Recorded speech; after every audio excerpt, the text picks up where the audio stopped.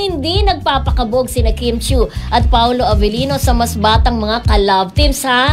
In fact, nakita pa nga ito ng mga fanay sa Christmas special ng kanilang Mother Network at kapansin-pansin na mas naging sweet raw si Paolo kay Kim dahil kaya sa pinagdadaanan nito kaya naman talaga ingat na ingat siya kay Kim. Possible talaga. Pwede yon. Isa yun sa mga dahilan. Kasi nga, may pinagdadaanan si Kimi. Parang nag-extra effort ka, di ba? Parang kaibigan din na pag alam mo may pinagdadaanan yung kaibigan mo, nag-extra effort ka para iparamdam dun sa taong yon kung gaano siya kahalaga sa'yo.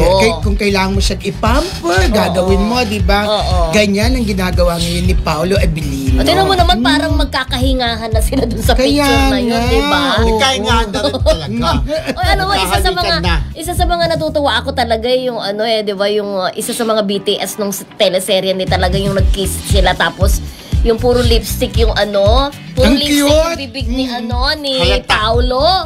Tapos tawa na sa kanya si Kim. Parang yun talagang yung level ng kanilang pagiging komportable sa isa't isa. Andun na talaga. Parang may something na talaga. Sandali, ano pa ang kilig-kiligan doon sa Christmas special na yun? Yun na nga, lagi silang magkasama. Tapos, kay Aljur. Tsaka maraming natuwa lalo na si Tapet. Natuwa si Tapet. At pinaward nga niya yung video na yan na natutuwa sila dahil si Aljur parang nahihiya. Out of place, nandun na out of place. Nandun daw sa likod. Ito si Kim nakita niya at sinabi niya kay Paolo, lagyan mo ng dialogue. Yung andun si Aljur parang ganun. Tapos lumapit sila ni Jake Cuenca rin. Kasi diba si Jake Cuenca, alam naman natin, best friend ni Paolo. Oo. So pinuntahan nila si Aljur at inilagay nila dun sa tabi nila. Ibig sabihin, sabi ni Aljur, ay, nilalanggam naman dito. Sabi ganun. Punta nga ako doon para hindi ako langgamin. Oo.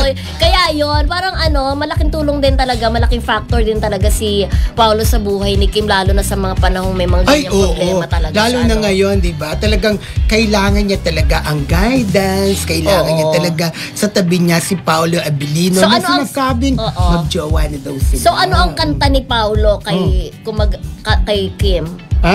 Kung kailangan mo ako, ganon. Nandito ako. Pwede rin naman. Pero ito nakakatawa. Meron pa. I'll be there for you. I'll be there to comfort you. Ganon. I will be here. Pwede rin yun. I'll be there. I'll be there. Michael Jackson yun, di ba? Yun. I'll be there for you. Yan. Ay, naku, pero ang nakakatuwa nga dyan si Paolo, di ba hindi na siya tumatanggap ng mga projects just to be with Kim. Di ba?